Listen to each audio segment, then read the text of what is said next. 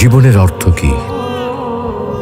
আপনার জন্ম হয়েছিল বস্ত্রহীনতার মধ্যে দিয়ে এবং আপনার মৃত্যু হবে বস্ত্রহীনতার মধ্যে দিয়ে। আপনি পৃথিবীতে এসেছিলেন অত্যন্ত দুর্বল হয়ে। এত দুর্বল ছিলেন যে মার সাহায্য ছাড়া খাবারটুকু মুখে নিতে পারতেন না। আপনি যখন এই পৃথিবী ছেড়ে চলে যাবেন তখনও আপনি অত্যন্ত দুর্বল ও অসহায় থাকবেন।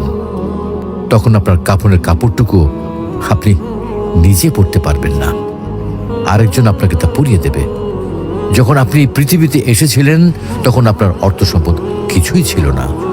যখন আপনি এই পৃথিবী ছেড়ে চলে যাবেন তখনও আপনার অর্থ সম্পদ কিছুই থাকবে না।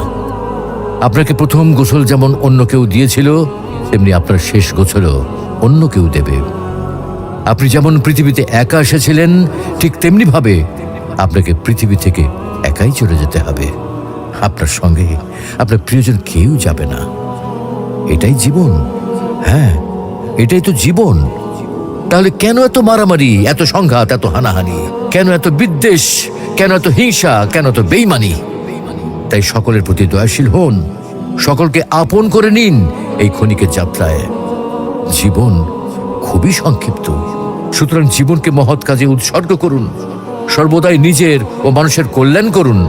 অনর্থক কাজ থেকে নিজেকে বিরত রাখুন, তাহলে আল্লাহ রাব্বুল আলামিনও পরকালে আপনার কল্যাণ করবেন। পরিশেষে পবিত্র আল কোরআনুল করিমের এই আয়াতটির অর্থ গভীরভাবে অনুধাবন করুন আর ভাবতে থাকুন মহান আল্লাহ রাব্বুল আলামিন আপনাকে লক্ষ্য করে কি বলছেন।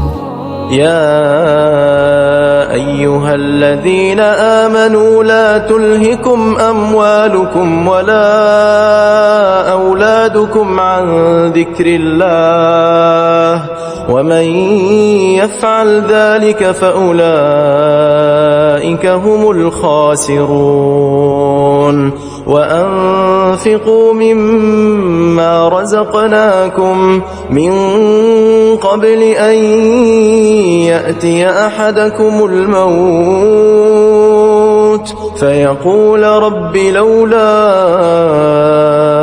أخرتني إلى أجل قريب فأصدق وأكن من الصالحين ولن يؤخر الله نفسا إذا جاء